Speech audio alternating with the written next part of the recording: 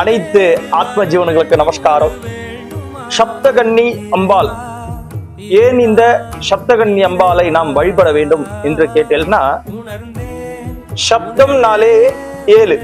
நம்மளுக்கு இந்த மாங்கல்ய பாக்கியம் தோஷம் உள்ளவர்கள் இந்த சப்தகன்னியை வழிபட்டேன்னா மாங்கல்ய பாக்கியம் பெறுவதற்கான வாய்ப்புகள் உண்டு.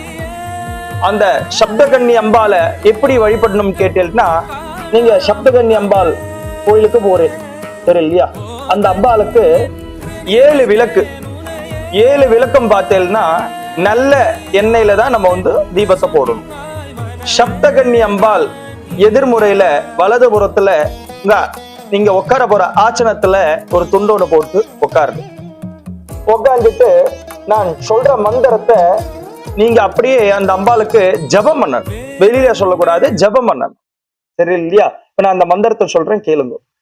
ஓம் சப்தகன்யை வித்மஹே சக்தி ஸ்வரூபாய தீமஹி தன்னோ கன்னி பிரச்சோதயாத்.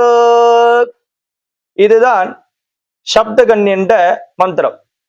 108 தடவை ஜபம் பண்ணேன்னா உங்களுக்கு மாங்கல்ய பாக்கியம் பெறுவதற்கான வாய்ப்புகள் உண்டு. ஹரிகி ஓம்.